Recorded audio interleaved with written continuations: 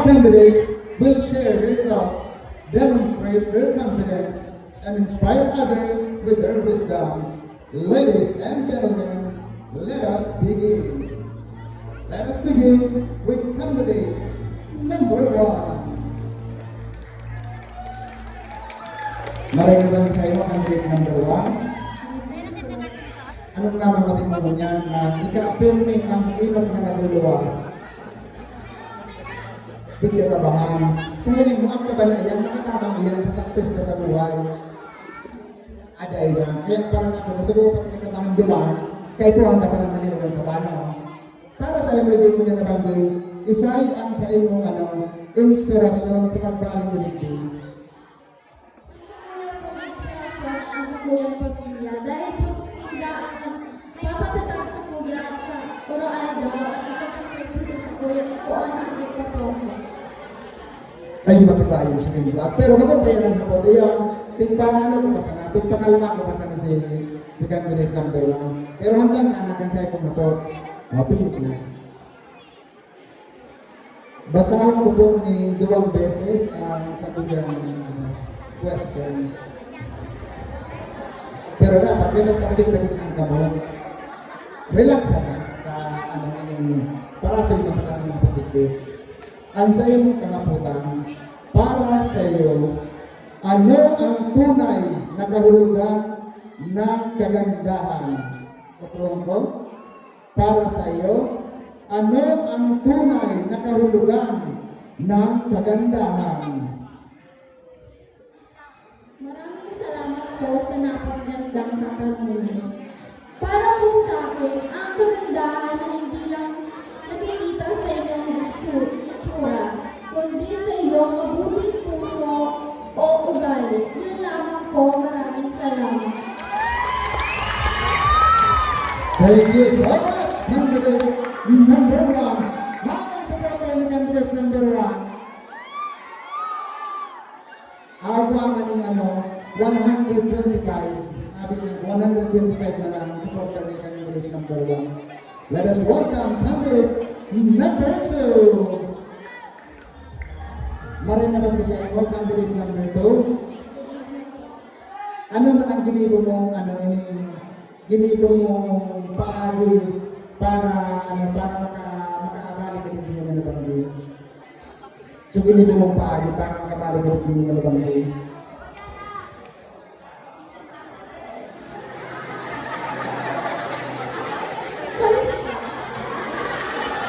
Natural, mapalista na nga mabalik din.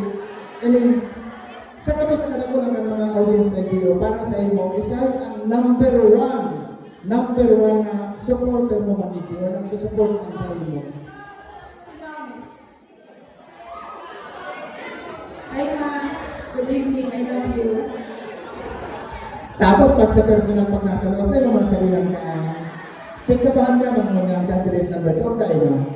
Tigkabahan ka man mo ng orday. Dapat haliyon ka ang kabang.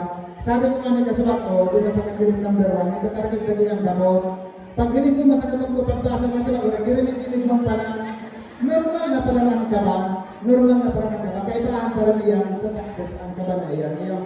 Pero handa ka ng simbagon sa iyong kahaputan. Handa ka ng simbagon sa iyong kahaputan. Yes po. Sige na. Bunot na kang sa iyong kapot.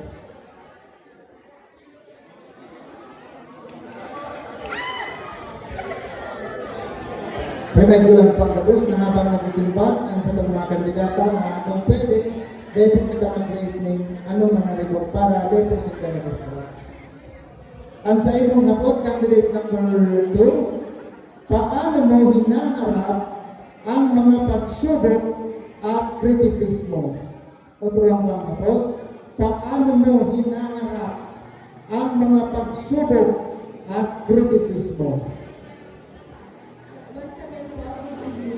Para po sa ko, paano ko hinaharap ang pagsubok at kritisismo, hinaharap ko po ito sa paniniwala sa aking sarili na kahit alam ko sa sarili ko na hindi ako maganda, kaya ko humarap sa inyo. At lalo-lalo na po, alam naman natin na a lots of people na maraming nagbabash sa atin, pero alam natin sa sarili natin na kaya natin, kaya nalaban tayo. Kaya naniniwala ako sa kasabihan, kung kaya ng iba, mas kaya ko. Yun lamang po. Maraming salamat. Ay, salamat candidate number 2. Nairaos na. Congratulations candidate number 2. And let us welcome candidate number 3. Maraming naman sa inyo candidate number 3. Sa inyo sa Barangay Hinaro. Sa inyo sa Barangay Hinaro. Song 6, brother! Sa Zone 6 proper, hi ng mga taga Zone 6 proper! Ay grabe na, baru naubos naman. Ang Zone 6 proper, ito sa ning 5,079 na katao. Grabe na rin ang supporter ni, grabe ang supporta mo niyan, candidate number 3. Para sa iyo candidate number 3, isa man sa iyo ang nagtataon ng kusog ng buo para sa laban ng ininunyan. Siyempre, ang sampuyang pamilya. Asa iyang pamilya para nang nagtataon sa iyo ng kusog ng buo. Ano man ang mga inaragihan mong pagsubok ng mga challenges? Alam daw sa kung napun kang pagpinto ng lindo hanggang sa practice hanggang sa mga ano sa mga inaragihan mong pagsubok? Siyempre po, kabado po kasi first time ko po mag-ano dito sa stage, inilamang po. First time para ni candidate number 3. Kung bakit pahanin ko lang sa iyang kabalungan. Pero handa ka naman na simbagonan sa iyong kahaputan. Handa na siyang simbagonan sa iyong question.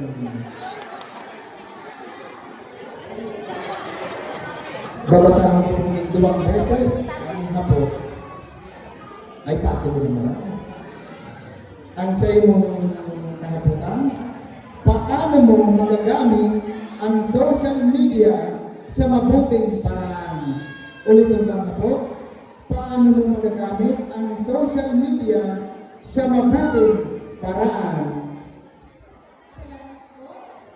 Gagamitin ko po ang social media upang magbahagi ng inspirasyon, tamang informasyon, at mga kasigang makakatulong sa iba. Dahil sa panahon ngayon, sa bawat post ay may kapangyarihan. Maaari itong maging hinay lamang o maging simula ng pagbabago. Yun lamang po, salamat po. Thank you so much, candidate number 3. Happy Vice candidate number 3. Let us welcome candidate number 4. Maray na bang isa mo, candidate number 4? Kumusta candidate number 4? Ano ang sa iyo kung namamating mo niya? Yan ang sabi na confident ang giraray. Halimbawa kaya candidate number 4, may mga passion ka ngayon din sa sa social media o sa tuyong komunidad. Ano man ang mensahe mo naman sa mga passion mo kung sakaling igwa? Para sa mga basher ko dyan, bash lang, ayaw kong pakiaram sa inyo.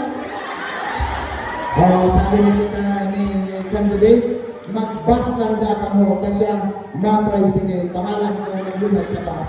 Pabayaan kasi ng madulang sa biyahe ng candidate. Pero handa ka ng simbagonan sa imong kahaputan. Handa ka ng simbagonan sa imong kahaputan. Yes. Ready na. Sige, bunot na. The question, paano mo bibigyan inspirasyon ang kabataan? I will repeat. Paano mo bibigyan ng inspirasyon ang kabataan? Ladies and gentlemen, good evening. Thank you all for your wonderful question. I will inspire the youth by leading by example. I want to show them that age or circumstances are never barriers to making a difference. By focusing on education and self-belief, we can empower the youth by leading by example to become the catalyst of positive change in our community. Thank you. Thank you so much, candidate. Thank you so much, ma'am. Grabe ang buong na. Catalysis. Yan sa kaya mo naintindihan ng marami.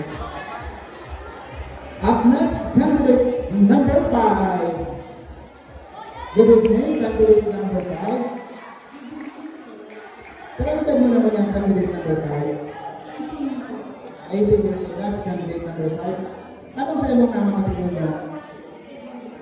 Kabado. Sabi nga niya, ang kabado, parte na yan sa success ng buhay. Kadawa nga, kabado man.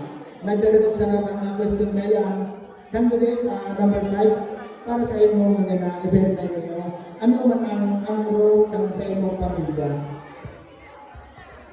Role ko kami pamilya, sino po ang tatawang suporta, sino po ang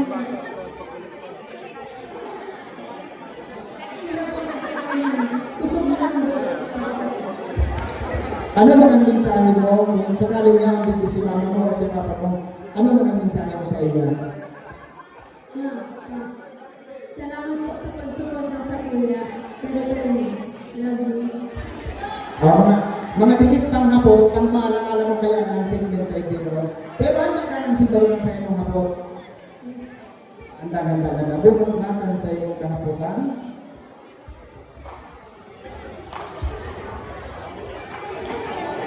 Ang sa imong hapon iyan, anong advokasya ang nais mong isulong? I will repeat. Anong advokasya ang nais mong isulong? Maraming salamat po sa napakagandang katanungan. Sa panahon ngayon, marami po ang naghihirap dahil sa depression, anxiety. Kaya naman, ang advokasya ko po ay ang mental health. Dahil gaya ng ating katawan, kailangan din po natin alagaan ang ating isip at damdamin. Narito po ako ngayon para ipaalam sa mga kabataan at sa lahat ng tao na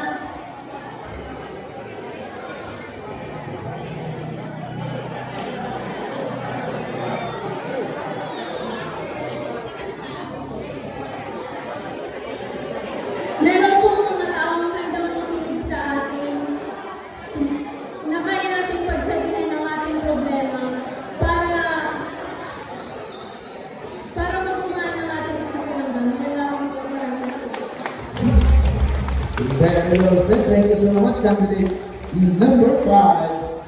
Sa may mga anxiety ka, sa may mga stress, dahil pagpapakulong ng sarili ka, may mga taong handang magdarog sa tuya. Maswerte ka kung dikit na ka na wala ng mga pagkakadi. Pag na-oral anxiety na yung dikit, dadapangon ka. Tama ka ng karapatan ka. Ang mga oral anxiety ka, depende sa itsura. Kitang mali ng mga itsura, dapat eksento din naman. Sama sa akin. Let us welcome candidate number 6. Good evening, candidate number 6. How are you tonight? I'm feeling good. Thank you. Sabi ko na, hindi ng English, hindi na, kaya English na ko. Pero ang edad mo na, candidate number 6. Pero ang edad mo na. I'm 14 years old. Proud, 14 years old.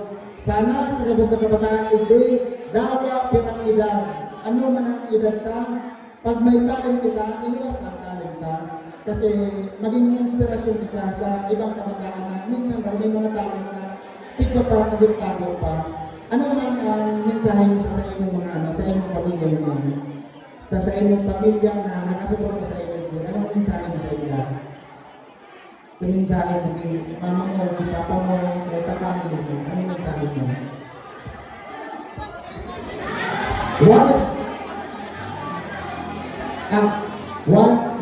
What is your message to your family attending here tonight?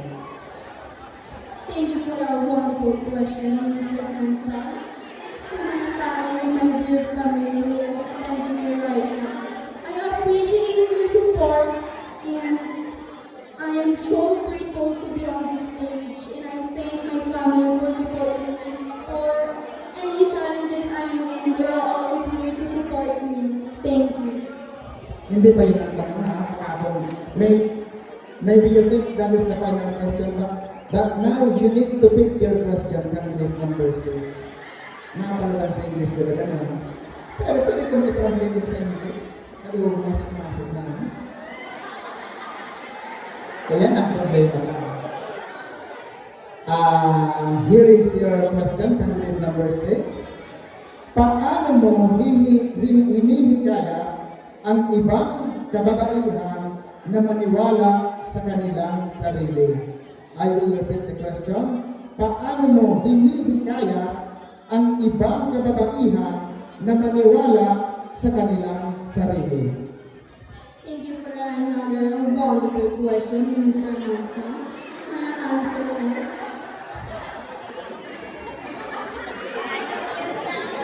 sa pagsuporta at pag-angat.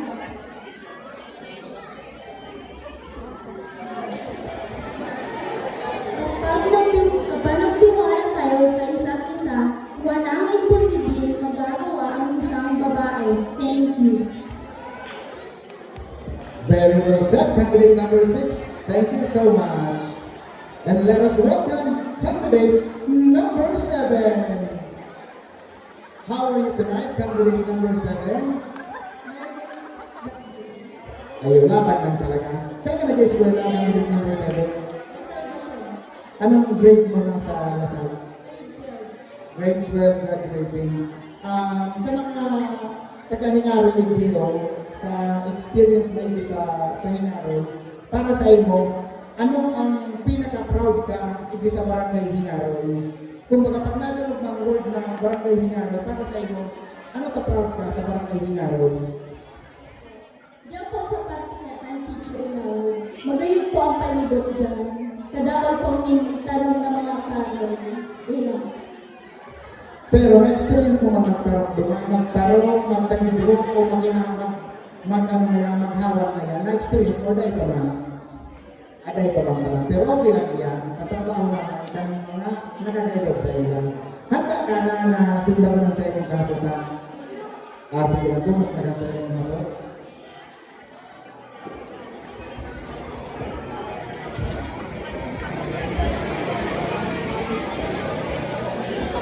Ang sa iyong kahaputan, sino ang pinakamalaking inspirasyon at bakit? I will repeat the question. Sino ang iyong pinakamalaking inspirasyon at bakit? Wonderful question. Ang pinakamalaking inspirasyon po sa aking buhay ay aking pamilya. Hindi dahil perfecto sila, kundi dahil araw-araw nilang pinapakita ang kanilang malasakit at ang kanilang pag-aalaga sa akin. Araw-araw nilang pinaparamdam na mahalaga ako sa kanila and I'm capable enough para maging akin nila. Yun lamang po. Thank you. Thank you so much, candidate number 7.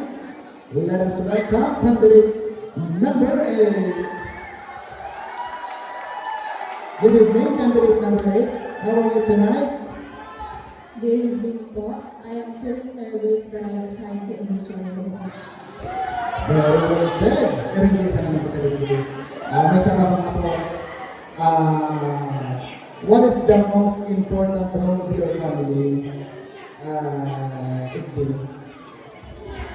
Well, my family serves as my inspiration, my motivation, and my reason to keep going on joining this event. Matitibay ng karilisan, no? Pero handa ka na simbolo na sa iyong kahaputan. Yes po. Sige na. The last but not the least question.